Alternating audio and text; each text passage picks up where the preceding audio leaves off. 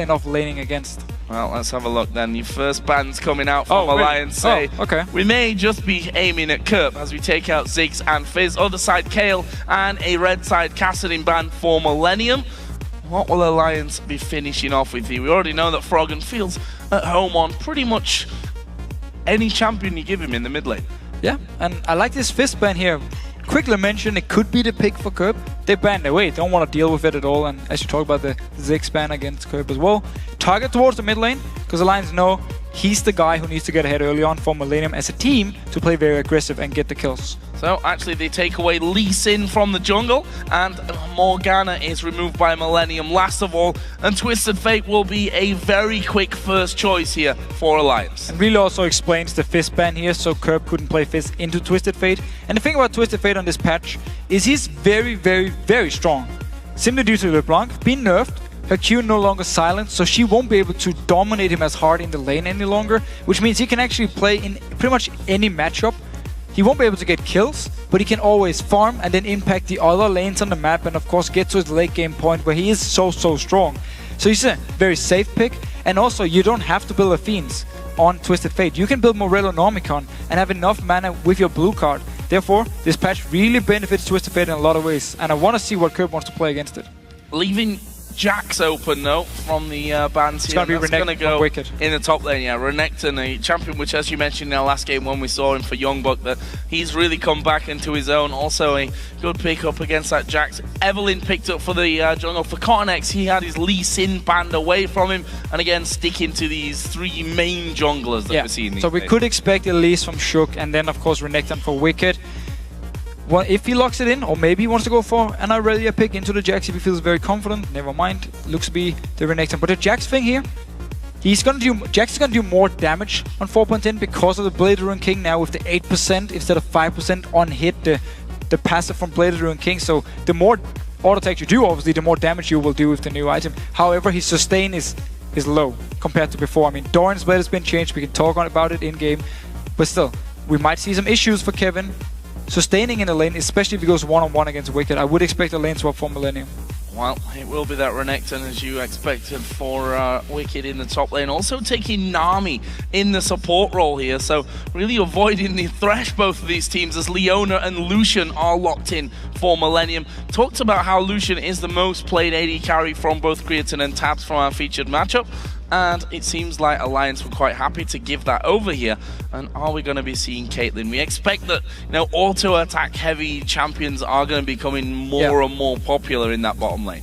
And especially champions who can build either Infinity Edge as first item or Blade of the Ruined King, who don't need the Bloodthirster any longer. They don't need this early power spike from the Bloodthirster. Caitlyn is one of them.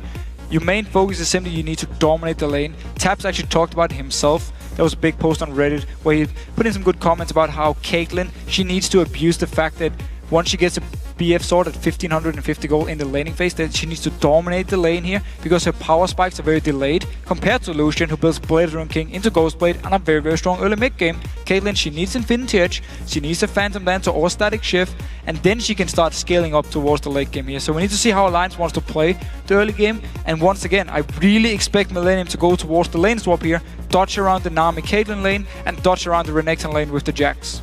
Jungle pick also came in the final round there for Alliance as Elise was picked up. Not really a surprise to us, we've already touched on that one. So let's think about what Millenium are going to go with here for that mid lane. Of course, that's going to be Kerp going up against Twisted Fate for Froggen. So you could still play LeBlanc, just slightly worse in the laning phase compared to before because you don't have the silence, but you're still a very strong laner and you can still try and go for some kills here. But clearly Froggen feels like he can take the matchup, and we need to see now Froggen against LeBlanc if you want to go Fiends anyway, just to get the early magic resist. And that fact that we had earlier on, Kerp, last week, the game where he had more farm, they ended up really doing nothing. Apart from maybe picking up more farm was almost the highlight of that game from Millenium. But the next one against Fnatic, we saw him picking up kill after kill after kill. Didn't really farm a lot, just under 150 CS he had in that game overall. And that's what he's going to be looking to do here. Move around, especially when Twisted Fate's going to be doing a similar thing post-6. It's some funny matchups here because, of course, Renekton will be beating Jax early on. But late game, still, Jax is very, very strong late game. We always talk about how he scales up to the late game and becomes a monster. Lucian against Caitlyn, I mean, Lucian is going to be strong all around. Where Caitlyn, she needs to abuse her power spike, she needs to get the BF sword on the first back, she needs to get Infinity and Static Shift or Phantom Dancer completed, and then she needs to get to this 4-5 item point in the late game where she becomes such a strong AD carry as well. And of course in the mid lane, LeBlanc is going to win early, but Twisted Fate late game brings so much pressure and becomes so strong. So both teams here, with some either weak or strong lanes, and then they just turn around and say we're strong in the late game instead if we're weak in the lane. Well, as we head into the match, which AD carry do you think will have the biggest impact? Tweet hashtag tabs or hashtag creatine to @LOL Esports, and we'll check out the results shortly. Our featured matchup here for this one, the AD carries Caitlyn for tabs. We've got creatine playing Lucian in this, and if we think back to the time, basically last season, where we were seeing tons and pretty much only Caitlyn down there in the bottom lane, tabs always showed that it was an amazing Caitlyn player. And he's always very good at playing her passive and safe and pick up a lot of farm. So I think he's going to do the same thing here. So here we go then, in game for our second match of week 6. It's going to be Alliance, top of the table at 10-2, taking on a Millenium team that, as we've said time and time again, we just don't know what to expect from them. Millenium fans and Millenium themselves will be hoping that this is the strong Millenium, the Millenium that looked incredible against Fnatic last week in London. They simply need to survive the early laning phase in top and bottom lane here.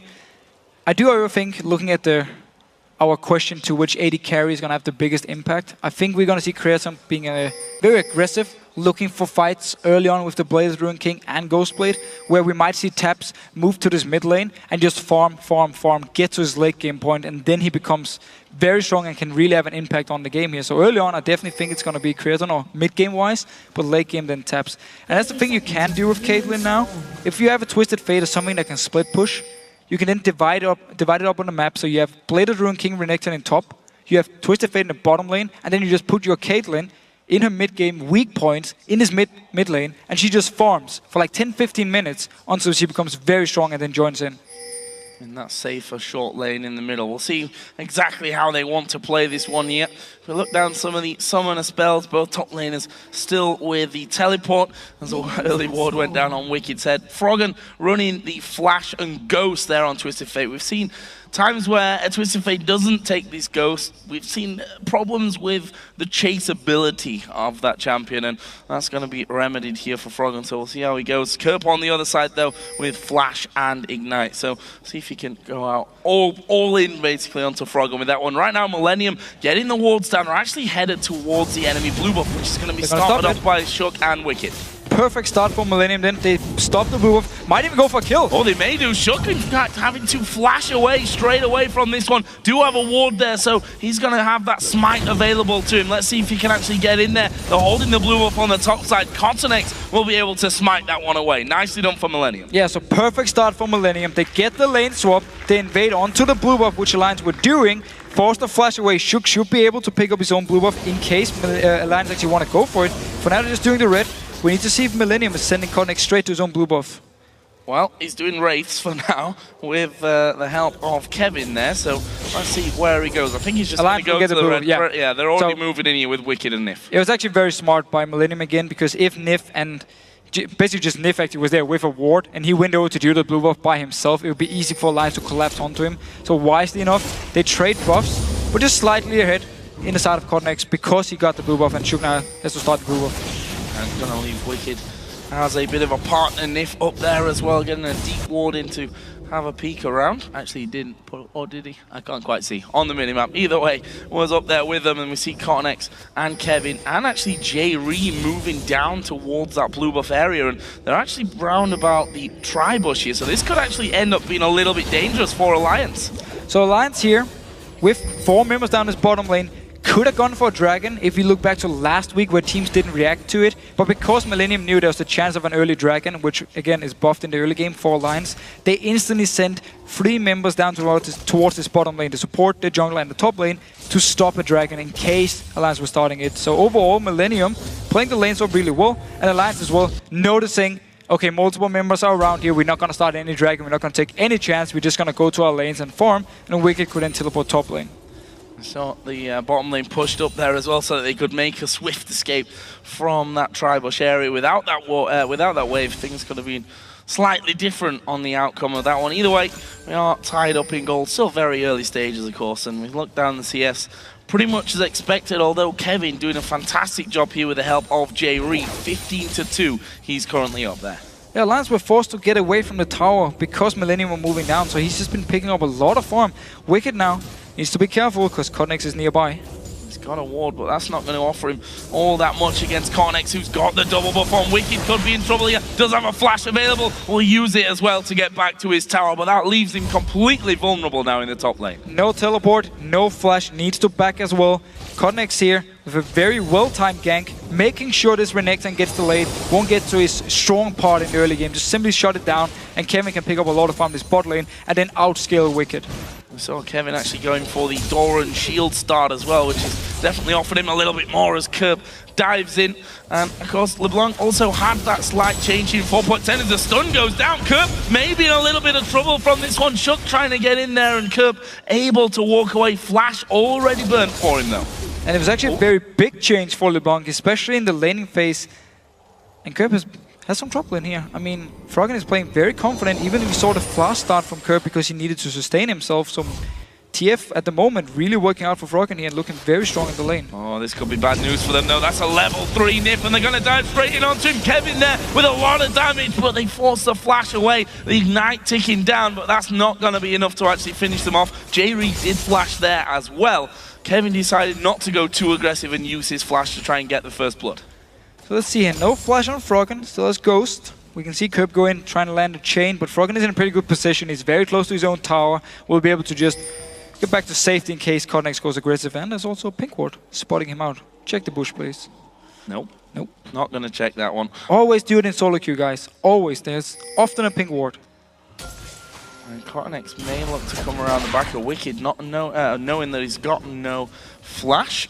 However, Creaton at half HP. Might take him a while to actually get that wave in a position where they can go safely underneath this turret. And we saw it in that last fight. You know, the old LeBlanc would have got the silence down, would have stopped Froggen from pulling out that gold card and getting the stuns in there. Not quite the same anymore with silence gone as Cotnex again comes towards this top lane. But Wicked, you can see, not really wanting to go too far out. Still no flash here. However, there's no stun on the side of Lucian or Evelynn, so Wicked can always position himself so he gets the double dash. Just one step towards Evelynn, dash through her the first time, and then second dash away. Therefore, he should be able to get away. However, he's getting denied a lot of farm, while Kevin, again, is farming with Jareen in his bottom lane. Keeping completely out of things there is Creaton, who's got a slight lead over his opposite number, Tabs, who's obviously up against the Jax and Leona combo down on his bottom side. Shook did also come to this bottom lane, but Millenium have already backed away and have started the recall. First one of the game for them going back to base. And we also actually saw Kevin start Doran's shield simply because Doran's blade has been changed. Instead of giving 5 HP per hit now, it gives 3% lifesteal, which means early game, especially for melee bruisers, it's a lot less. I mean, they need 167 attack damage before they actually get 5 HP back if you just ignore armor and everything.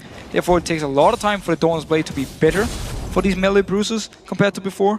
Of course, for the AD carries, it's a bit different because they will get less HP back anyway from the Doran's blade. So things staying relatively quiet in this one. The focus of Millenium definitely being on this top lane there with Cotnex coming in a couple of times, getting the flash out of Wicked, which is, by the way, still not up for them. And Kevin has now moved towards that top lane. We're going to actually see Lucian, Creaton coming down towards the bottom side of the map, and they'll be up against the duo of Tabs and Nif. So once we get in there, we'll see how that works. Tabs himself has over 10 CS lead here, however, not picked up a second item just yet. Creaton's come back into the lane with a BF sword, and obviously that's not the kind of items you want to be facing. So Creaton actually not building Blade of the Ruined King, will be going towards Infintage instead, we should expect. He did pick up a lot of farm up in his lane by himself, and therefore he felt he could go BF into Infintage and maybe get it a bit earlier. Didn't have to rely on having to pick up a lot of farm or delaying it by too much, but a little bit surprised he doesn't go Blade of the Ruined King. I really think it's the best option on Lucian at the moment. Reckless, after last game, said as well, you're so strong with Blade and Ghost Blade. So, blue buffs coming back up in this one. And we'll see Kerb getting the first one of the game. Other side of the field, Froggen will also take his blue. Both of them coming back into lane. Actually, Needlessly Large Rod was the first item coming out of Kerb. DFG. Codex for Froggen. So you're gonna see Curb with the DFG. Going aggressive again, going in, just doing a bit of damage to Froggen. Backing away, needs to just farm up here. But he's gonna go for the DFG and simply try and focus on assassinating people left and right. If he can spot a target out with Jerry and Leona, it's actually the same thing they did against Fnatic last week, where you had Leona on Jerry and then you had Curb on LeBlanc here and just full focus on killing the first target. Jerry managed to lock down with his CC. So look at this then, we've got level 6 Cotton X ultimate ready. Headed down towards the bottom lane with Tabs and Nif, and there is the reveal. They're going to go actually over towards Nif, but he's close to the turret here. Will they be able to lock him up? Going under the tower. Cotton X is actually going to go low, finished off by the gold card, and now Froggen and Tabs going to focus towards Creatine. Have they got the damage? Solar Flare comes down. They do manage to get themselves the second. Can they have the third as well? They will now with a presence of kill. It's a triple kill for Froggen, and that just going to show how big of an impact that Destiny can have on the game, and that makes things a lot harder now for Millenium. It was such an aggressive play by Millenium first. They actually went for the dive, even though Jerry wasn't level 6 when the fight actually started, so he couldn't lock down Nif. He still has flash, by the way. He died without using the flash because he didn't feel like he had to in the end. He was dead anyhow, but he just bought so much time for Alliance to come down with this Twisted Fate here. Remember, LeBlanc can't stop the Twisted Fate anymore because she can't silence him.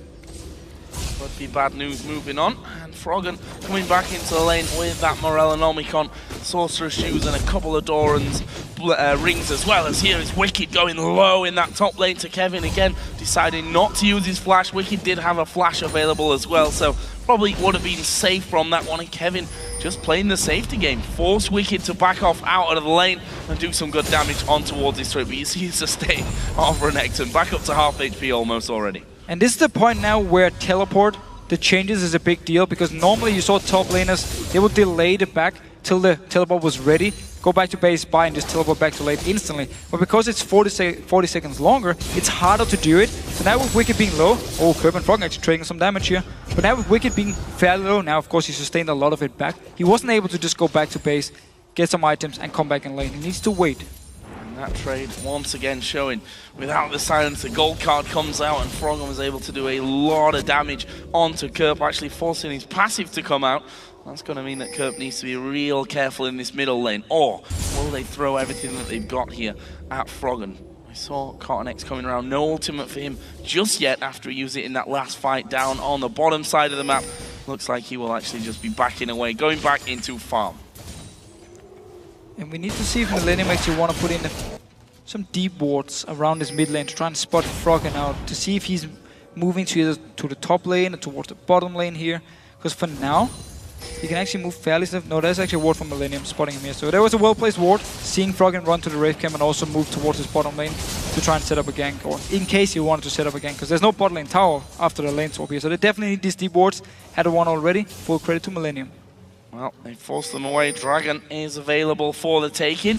And there is a ward there actually for Millenium, so they're going to see that Alliance have started this one off. Will they be able to get there in time and finish off the Dragon, or stop them doing the Dragon? Bubble's going to come out. They lock up Jerry with that. Cocoon will follow straight after us as well. It's a lot of damage. Jerry actually following it in. That's going to be the first kill to Alliance, but Shug taking damage from left and right here. Crit's going to go aggressive. 1 versus 3. Cotton X really nice. He can come back in onto it, but they turn it back around. Tabs gets another one. Can he finish off Creatine? He's got his ultimate available. I don't think he had quite enough mana to actually finish it though. Curb is waiting around, he's jumping in, backing out. Still though, he actually managed to kill Froggen by himself one-on-one here, while the rest of Millenium were fighting. Creatine is being a little bit annoying here. Could actually set up something for Curb, he's still around here. Shug is very low. There is the scan coming through, they've not seen him up until now. There is Curb going in, and he uses his ultimate on towards Shug. Can he kill him? Yeah, he's got no mana here to get away. Creatine gets that one, and Curb round the back of that Dragon Pit, showing Alliance that they can't just back away. Creatine stopping the recalls coming in. Good defense on the Dragon. We actually see the one-on-one here. Froggen popped his ulti. I think he's looking at the fight at this point, so Kirby's just staying around. He gets in, doesn't know there's ward. Kirby instant just jumps him, and will actually pick up the kill in the very end. Use the chain, gets a kill. Meanwhile, they're losing the fight over here, but it doesn't matter because Kirby's still alive. He's just staying, waiting around. Creatine stop the recall, 2 more kills for Millenium. So that leaves us at 5-4, still in favor of Alliance in the kills and the gold. And look at this, Carnex coming around the back, trying to get in onto Wicked. Flash is available for Wicked. Kevin gonna dive in there. Was a little bit late on the counter-strike though, and that allows Wicked to get out without burning the flash. And now Teleport is ready for both top laners here, so they can look to just farm up, go back to base, and then Teleport to join in here. We need to see if Wicked wants to build a Blade of the Rune King on Renekton, like we saw Youngbook do in the last game, or if he has something else in mind.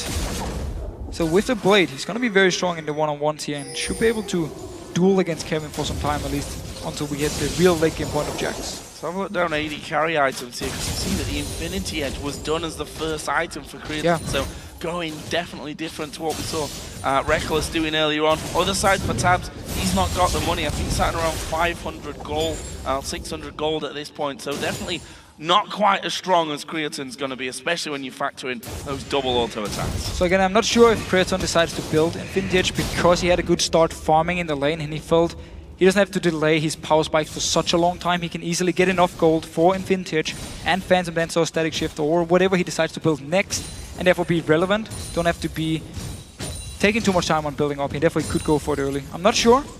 We need to see what his next item will be. At least for Caitlyn, it should be Static Shift or Phantom Dance. So here is Destiny Pop once again. Gonna go this time on towards Kevin in the top lane. Wicked got his ultimate running underneath the tower. There's a lot of damage. Kevin actually will get away. Will he finish him off? No, he won't. Kevin surviving with almost 0 health. And there is Kurt diving in with the DFG. Stunned up though by Froggen once again. Very nice stun by Froggen. Spotting Curb coming in, instantly picks the gold card and stops him from actually killing Wicked. Codnex though decides to back away here. They can push in the mid lane at least, where Shook by himself is actually pushing the entire wave. We actually see that Kevin has used his teleport to come into this middle turret. Are they going to go for Dragon? It certainly looks like they're going to be closing onto it. Shook also an option. Good Cocoon at max range, but Millenium starting off that Dragon. Shook's going to have to steal. So because Froggen stayed up in his top lane, didn't have his ult because he had to use it for the gank, Millenium just went straight towards the Dragon, knew there could only be maximum of 4 members from Alliance. Wicked would have to teleport in. So smart play, get a Dragon here, we'll lose the top tower for it, however. Yeah, Froggen going to have enough damage to pick that one up, with Kevin coming too late up towards that top lane, so the exchange of the Dragon and the towers between these two teams will leave Alliance still about 3,000 gold in the lead in this game. So despite losing out on a couple of kills, we probably will be hoping that, well, obviously they would hope to finish off Kevin, but probably should have finished off Kevin in that meantime. One more auto attack from anyone would have done that one. It's how it goes sometimes. 5-4, still got a lead in kills and turrets, and of course the gold as well. So we talked about this scenario here earlier, where Taps would go mid lane fairly early and just sit and farm for as long as possible until you feel like he has enough items to really start carrying the game. And then you move Wicked around to split push, and Froggen can do the same thing once his ulti is ready, which it is. Now it's very hard. Still, they want to get this mid tower first, and it was fairly low. Yeah, fairly low, easy to finish off, but will they stop? Actually, they may be forced to. Millenium have brought the jungler and support to this mid lane to make sure that they can't keep going on that one. However, they've already pushed the bottom lane up there as well, and Alliance going to move around to that one, are they? Actually, no, they're just getting some deep wards on that bottom side of the jungle, and looks like they will be recalling home. Meanwhile, Wicked TP up towards the top lane. So TPing top here, Kevin's is actually down to about 50% cooldown wise, so his TP will be up before Wicked. So you can maybe try and set up a play with Millenium. For now though, both of them are just once again farming away, building towards the late game points, and Wicked with the Sunfire, Kevin going straight towards his Trinity Force. Another couple of items as well in different positions. Froggen finishing off his Zhonya's Hourglass. Had during that last bit of an encounter in the top lane, had his Seeker's Arm Guard for that one, but now he's got that Zhonya's going to give him a bit more survivability, especially against the DFG on Kurt. Yeah, also against Leona, who wants to target you in the team fights. Again, Millenium, last week against Fnatic, he was X-Pekka on Syndra, he was the target every single time. He didn't build a Banshee, he didn't build an Outlast, and therefore they could kill him every single team fight. Froggen playing it a lot more safe, and know he's going to be one of the targets for them, so he early Outlast. And again, it makes perfect sense. Carnex did start to come up towards top. Wicked Flash currently down, as is Kevin's though. See if Cotton-X can actually get in there. Struggled a little bit to lock down Wicked despite having his flash down from a very early stage in the game. And Wicked is playing this one very safe. Every single time that Kevin starts to move out a little bit, Wicked will drop back to more towards that turret range. Yeah, so Millenium would have to actually tower dive him if they want to kill him, but then Froggen can always join in with his ulti very fast. It becomes very risky for Millenium to do it. Unless, of course, it's Kerp who just instantly blows him up and then backs away. For now, though, I think Millenium are happy just leaving Kevin to farm as much as possible. And Alliance seems to be happy as well, just having Wicked farm. And Wicked is ahead on that front, 150 to 134 of Kevin. As you mentioned, Trinity Force will be the first big item coming out of Kevin. Sunfire already done on the side of Wicked. And the team's actually starting to gather up a little bit in this middle lane. They're going to go for tab. Actually, DFG was used on Nif there, who was burnt down to less than half health, but no kill for Kerp. So the managed to actually stun tap, so he couldn't do anything in the fight, but Kerp was so far away from him, he had to just take a closer target. It was Nif, flash was used. Once again though, we do see again the comp from Millenium. They're really looking to set up some picks with Leona and with LeBlanc. Can they get them though? That's the question. That's the thing with this team, and we've seen it from Millenium before, that they've done well when they start snowballing things out. I mean, Kerp's in a prime position, really. He's 2-0-1 with that LeBlanc. Going to get himself here another blue buff in preparation for Dragon, which is coming up in just under 2 minutes' time as well. And such an early game build from Kerp, going now for early magic resistance with, early magic penetration with your DFGs. You're just looking to blow up targets here in the early game. If he can get a few kills, he can really get rolling, like we saw against Fnatic, and he will be able to carry the game. But Alliance, 4,000 gold ahead, just been putting a lot of focus on taking down towers. It's been working for them. Well, that's been typical Alliance style. If we remember back to the start of the Copenhagen Wolves game last week, actually expected after about 10-15 minutes, it looked like it was going to be quite a one-sided affair for Alliance, doing great moves around the map and taking out objectives, but the fact is that they started to lose kills, and that could certainly happen here again in this game. We'll have to see though. Jax, by the way, has now finished that Trinity Force, so more power for him as Kerp going to dive in towards Nip once again. The chains will surely be enough. The ignite is ticking in, and Kerp will get that one, puts him on the killing spree. So he set everything up early here where he forced the flash away and then he just waited in this Dragon Pit. As soon as he spotted Nif, easy kill for him. Still, 45 seconds on the Dragon, so Nif should be able to come in and join for the fight. Millenium won't be able to get an objective for it. On his bot lane. Oh, that is dangerous news here. Froggen actually going to run with the Ghost. Pops the Destiny as well. Gold card will actually land down to the backside. Kerp, though, I think may go down. He dives in. Froggen's going to fall. Kevin's TP saving Kerp. And Froggen and our cameraman completely confused by that one. Alliance do manage to take out Creatine in the mid lane, though. Wow, Kerp. Just wow. I mean, that was insane. He jumps over there. As soon as Froggen throws the gold card, he just jumps back to his original place. Therefore, the Q from Froggen missed him, and he ended up dying for it. I mean, just look here again. Froggen gets a good start. There's a lot of damage on the Kerp. Pops the Ghost as well. Teleport coming in from Kevin. Here's the trick then. As soon as the gold card is in air, he pops back, and the Q missed from Froggen. He was just expecting to stun him, land the Q, kill him.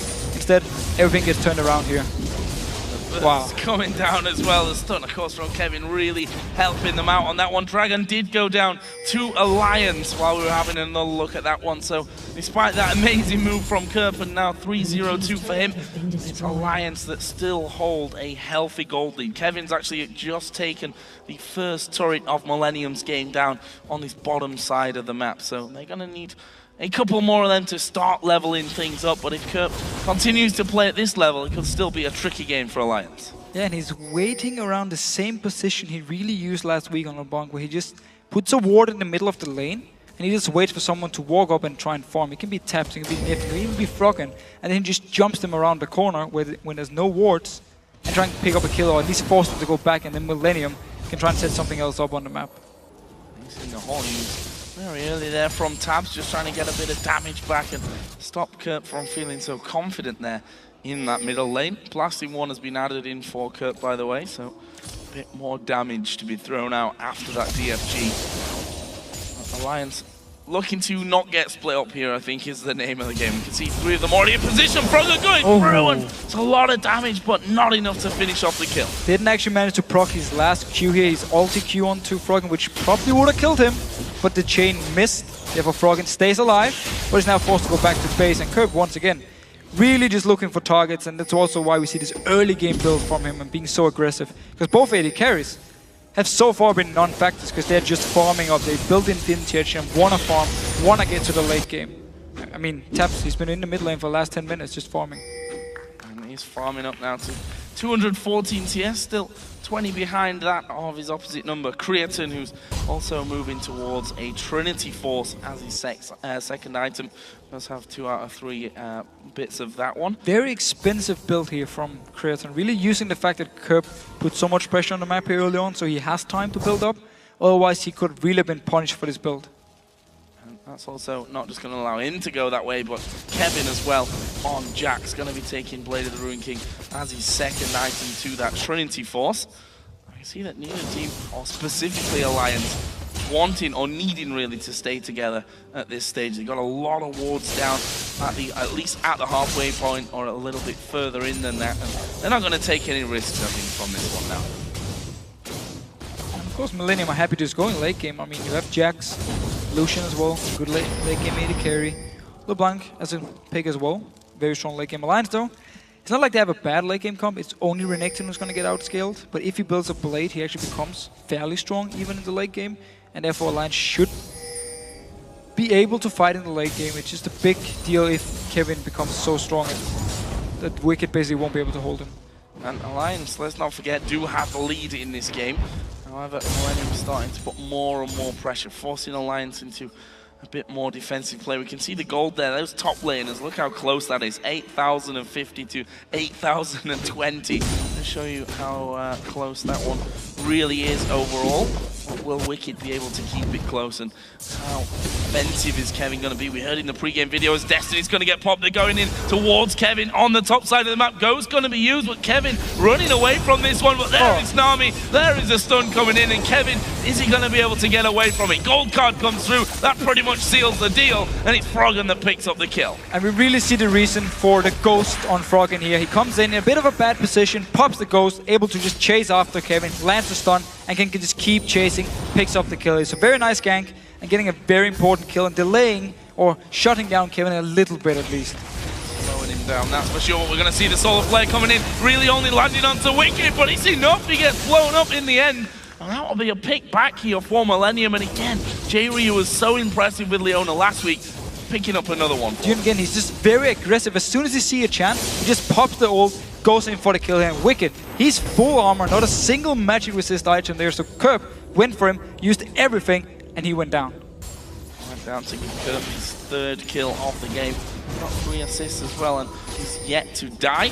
We see also that Creatine has finished off that Trinity Force now, so he's going to be feeling very confident come the next fight. Also, just seen a Mikhail's picked up by Nif. Obviously, some changes to that item as well, as it being quite a decent amount more expensive. Yeah, it costs a lot more, but you do get 10% cooldown reduction from it now. Still, most support players would say the change was not good for the supports. It was actually a nerf to supports in general because you don't have too much gold. And the 10% cooldown reduction is not worth the extra 800 gold that Mikhail's is worth, or cost now, according to the supports here, in Europe at least, we've been talking to. Still, Mikhail's is a good item, and you need it, especially against the likes of Leona, because of the CC. And therefore, we have been picked up by Nif. See how that helps them moving in. I mean, as you said, it was Wicked that they focused on in the last one. He's supposed to be the tankiest man, building completely tanky with Randuin's and the Sunfire, but that's all armor, and Kerp is able to get through that. As we see, Dragon up in 30 seconds already. Ward clearing has started, and Alliance going to get the better of that one. Both top laners do have their teleports available, so look out for that one as Kerp just going to dive in there. Not going all out, though, onto Shook. And with blue buff on Kerp, he can really keep doing this. It could be the issue for him. When he doesn't have a blue buff, he has very low amount of mana regen at this point. So if he goes in too often to try and make one of these picks here, has to jump back, he goes out of mana fairly fast. Still, with blue buff, he can keep doing it around his dragon here. So good timing for Millenium. Still, Lance is ahead. We need to see in the straight-up teamfights here with also now an extra BF sword onto Taps. He can really start becoming an impact. So, Millenium moving with 4 towards the dragon. You can see that Kevin is actually backed away from the lane on the top side of the map, so that means he'll be safe to actually teleport in, and I think they've given this one up. Yeah, Millenium are going to get the Dragon for free. What are Alliance planning on? They've got Tabs who's moved away. They're going to try and lock up Kevin from this one. He will actually have that counter-strike running. A lot of damage coming his way. Leap strikes off to the minions, though, and they get the Dragon without a reply. Oh, will it stay on? No reply. Kerp going to get bubbled up. Have they got the damage to finish him off? No, they don't. Kerp just able to distortion away from that one. Turret was picked up though by Alliance on the top side, but now Carnex is chasing as well. That won't last long though. No, so they're actually trading Dragon for the top tower here for Alliance. Look, again, they're looking more for the taking down towers here, setting up split pushing and going for straight up team fights against Millenium at this point. And I wonder actually what Tabs with this BF sword, if he's gonna build the Bloodthirster. I mean, it could work against LeBlanc here because the shield you get, as long as you manage to hit a target when you're on full HP, the shield could save him potentially in the fights. Or if he wants to build a Scimitar, which is the upgrade to Quicksilver Sash, which has been buffed in this patch here, and most AD carries actually really like it now. We'll see about that in a few minutes once he gets a little bit more gold in him. Alliance running amok in the Millenium jungle, getting some nice deep vision down. Of course, the Dragon was already taken by Millenium before that last encounter, and the gold still sits in Alliance's favor. See how that one all works out for them. And Kerp, wasn't sat on a lot of gold. No, he wasn't. He finished off his death cap there on his last trip home. So death cap, DFG, haunting guys, the 3 items. Other side, Froggen also has a death cap on top of his Morellonomicon and that Zhonya's Hourglass. Also seeing up in the top side of things, Kevin's going to be delaying his Blade of the Ruin King here for a little bit more defense. Pretty smart though, because Froggen keeps going up towards him and trying to kill him every single time possible. So he needs the early magic resist here to try and survive the gank and just keep farming, keep farming, keep farming, get you late game point with Jax, and you're gonna be all fine. Wicked just basically changing up the way you normally see Renekton with a lot of early game pressure, early game power. There was of course the lane swap coming in, and just saying I'm gonna go full tank now, because I don't feel like I can one-on-one you anyway, so I might as well be very good in team fights and therefore be very strong, or be very tanky. And then also buy time for Froggen to come up in case we want to gank you 2v1 up in the top lane. Some magic resist in there as well. Much needed. Yeah, much needed. We saw it in that last fight where Jerry was able to block them up. Ooh, that was really close. Wildcards coming through. Didn't quite have the damage for Froggen to steal that one away, though. Goes over to Kerp in the end. He's now level 16. We'll see if he can catch any more out. But Alliance just keeping on with this tradition that they've gone with now, sitting with 3 men in the mid lane, trying to make sure that neither of them gets caught out. Doing the exact same thing again. Wicked in one lane, Froggen in a different lane, and Tabs as the main wave clear in this mid lane. On Caitlyn, just standing there, wave clearing again and again and again. So while he's not even in the game when it comes to these fights, he does a lot of wave clearing, and he makes sure that Alliance can split push and set up kills because he's standing in his mid lane and always farming. And then we're getting more items soon as Froggen. What is he waiting for? Down on the bottom side of River, he does have Destiny available. Had already pushed the wave quite far up. In fact, he's on the inner turret of Millenium. There's going to be an ace in the hole again. Tabs not being scared to use that one and thrown it at Kerp pretty much every time it's off cooldown, and then he's got vision. They are going to be seeing Kerp recalling, Jax is recalling as well. What are Alliance going to do with that information? Nothing. Now nothing. Tabs wants to go back to base. Again, it's good for him because it gives him some time where he can actually go back. He doesn't have to be in a mid lane wave clearing. Just keep defending this mid tower over and over. And we do actually see he picks up the Scimitar. There's been the new go-to magic resist item for AD carries instead of the Banshee because it's so strong now. I mean, you get 80 attack damage, been buffed by 20, and the big thing is the movement speed buff you get when you use it, when you use the cleanse. And it works on ranged as well. So you have heal, and you have now your Scimitar. To speed yourself up makes it very hard for people to actually catch you in team fights, especially like a Jax. And when you want to get away from Jerry, just adds an extra little element into that one to cleanse off that crowd control. Is Destiny going to be popped here? Will they follow through anywhere? It was a case of check out exactly where Millenium are. They've got no wards that I can actually see over by Baron, and Millenium were all hidden on that top side of the river. They weren't actually going for anything though, but that also meant that Alliance didn't have to move too close in towards that brush and risk getting themselves blown up by Kerp, who will once again take himself an ace in the hole to the face. And Froggen clearly didn't feel confident enough staying bot lane, even though the wave was pushed all the way up to the tower for quite a while now. He could have done a lot of damage to it actually, but decided to run mid lane, stay with the team, didn't want to risk Kerp would jump him or whoever, maybe Lucian would jump in and win the fight here, so therefore he stayed with the team in the mid lane instead of taking the tower, and now they're just moving. Could trade mid tower for top tower here, but then Alliance can just push on to the inhibitor, so Millenium need to react and come back and defend. Well, they are moving back as well, going through the jungle, which was already warded out, so Alliance see that chase coming in. Well, look at this, they've backed off. They're going to let Millenium walk back over to middle again, and then they move in for another couple of hits on towards that tower. Jerry's actually stepping forward here. Will they go for the fight? Good cocoon from Shook, though. Look at mid lane. Alliance to walk away. Yeah, they've got Kevin in the mid lane now. I don't think this turret's going to be safe. No, it's not. Look at the damage coming out. Yeah, so Alliance have been defending this tower for such a long time, but as soon as they move taps away from this mid lane, Kevin just walked from this top lane down. Wicked was a bit slow to react, took down the mid tower with all other members being in this bot lane, just holding off each other here. Jiri was looking for the engage, decided to back away also because he can't really engage onto taps any longer because of the scimitar. So 10 seconds for Dragon. Millenium are all recalled after Kevin managed to get that turret, so they should be in position here to stop Alliance going straight in for that one. Alliance themselves have all 5 men on that area of the map once again as the ace in the hole, this time thrown towards Jerry. Good ward control here as well. We see those sweeping lenses coming in very, very handy for Alliance, but Millenium throwing the wards over the wall here. Gonna try and stop this one as Connex comes in. Good tidal wave comes across. Who are they going for? It's Nip that's focused down. It's Creaton that gets that kill. Kevin having to jump away. He fell pretty low. Wicked down to less than half HP as well, but I think Alliance have got enough damage here. Gonna go down towards Connex. Froggen comes in. Who's he going for? He actually put a DFG down on towards Kerp, but Kerp got away from it, and everyone from Millenium there super low as Tabs goes in. Will he go any deeper? He's got no flash. Will he use the heal to actually get in range? No, he won't. No need to go too greedy on that one because they got the kill. They can go back to Dragon. In fact, they already have gone back to Dragon, and that will go their way. Or will Kerp be a hero and steal that one? Good Sonya's from Froggen. Stops him from going down, and it is Alliance that pick up Dragon. So Alliance at first, they actually lose Nif, but they keep just kiting backwards, and then we see the flash coming in from Shook, trying to set up the kill. We're actually going to see it again here. Nif is going to be the first target for Millenium, because he simply gets locked down, and there's nothing he can do to get out here. But the rest of Alliance, they're just backing away, surviving the upfront or the burst or engage from Millenium at first, and then they feel confident of, now we can re-engage here, come in, and Froggen actually used the DFG onto Kerp, even though he stuns Creaton and misses the Q afterwards, so didn't manage to kill him. Still though, taps on this Caitlyn here. The more time he gets, the stronger he becomes, and we see in this fight, he completely untouched in the back line, goes in, picks up a kill, and also the Dragon Man.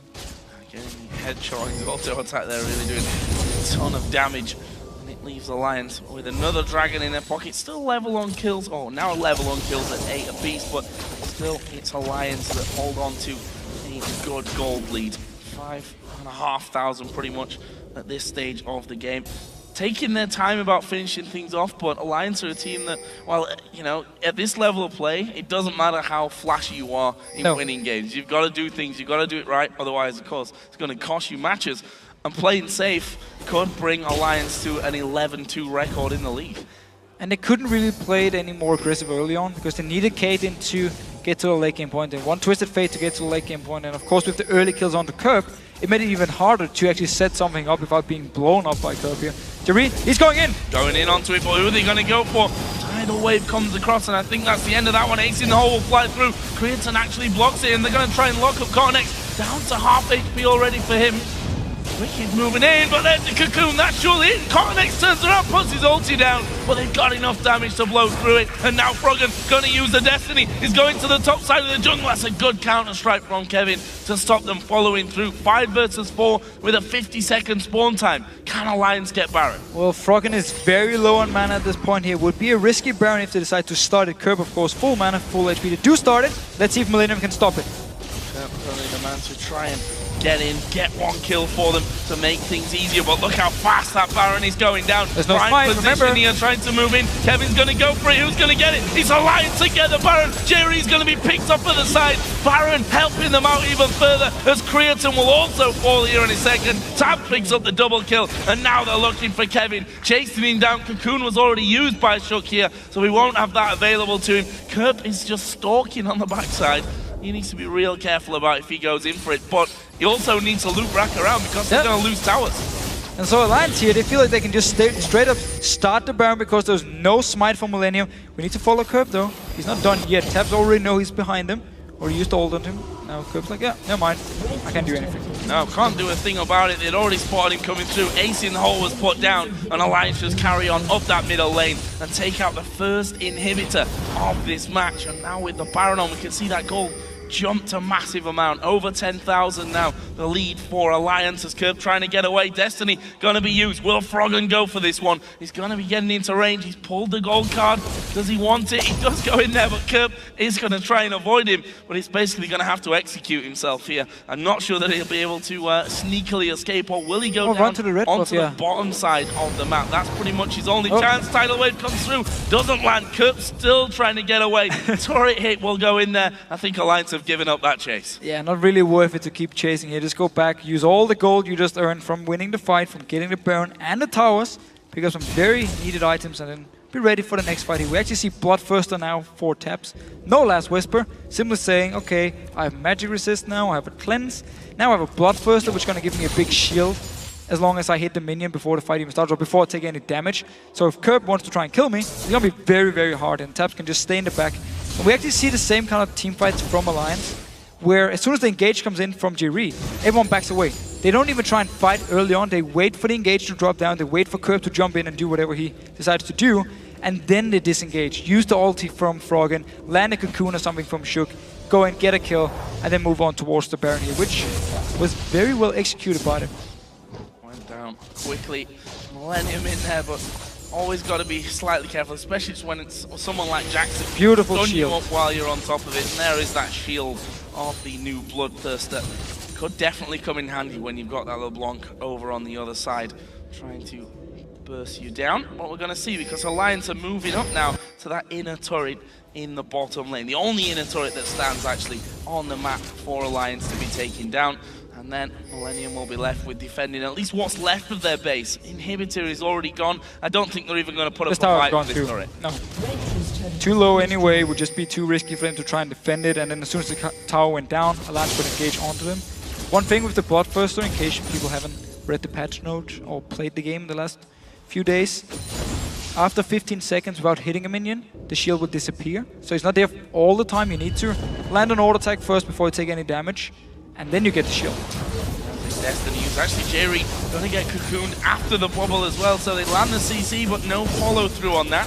Ulti did come out from Tabs, and even onto Jerry, that really does sting. We also saw a couple of Banshees fails coming out, and there is the FG going to Creaton. Not going to get them a kill there, but it forces Millenium to back away. Are they going to go any deeper? Jerry's actually going to come back in. They're going to surely kill off Kevin to the side, who's actually doing good job on towards Shook. Double kill though for Tabs onto the mid laner and the support, and that is now bad news for Millenium. Mimic spawn timers, and Alliance may win the game right here. And again, Taps in these late game team fights, perfect positioning, just destroying people. He's been farming all game long, and it really pays off now. And I don't think they can stop them. It's Lucian and Jax to try and stop 5 men from Alliance. In fact, Tabs going aggressive. They're almost two-shotting Creaton. Gonna keep pushing onto it. They won't need the kills though. The Nexus goes down, and Alliance continue their dominance at the top of the table and go 11 wins for 2 losses. So while Millenium tried to set up some kills in the early mid-game part, Alliance were always ahead in goal because they focused on taking down towers here.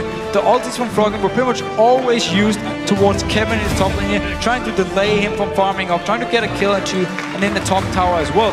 And we just saw the whole tactic from them where you put the 2 split pushes in each side lane, and you just leave your Caitlyn in this mid lane to farm. And as long as she gets enough time to farm up, she will get her items, she will get to late game team fights, and when you have an AD carry like Taps in late game team fights, he's just gonna kill everyone. And we see the variance again from Alliance coming in. We talked about it before. They played poke comps, they played pick comps. This one, very much a safer composition coming in there. As you said, the way that they played it worked to all the strengths that they had, sticking your weaker players all together in that mid lane so that LeBlanc wasn't just going to come in there, dive straight on top of you. I mean, credit to Curb, he made what opportunities were given to him work. Ended up 3-1-3 in the end, but once those 5 men are all bunched together and they can control you the way that they did, just stepping back each time, kiting you away, and then turning things around once you've got nothing else to offer in the fight. Really well played by Alliance. Yeah, very controlled team fights. Because again, they saw the engage coming in, everything was popped by Millenium, and so we lose 1 member, who cares?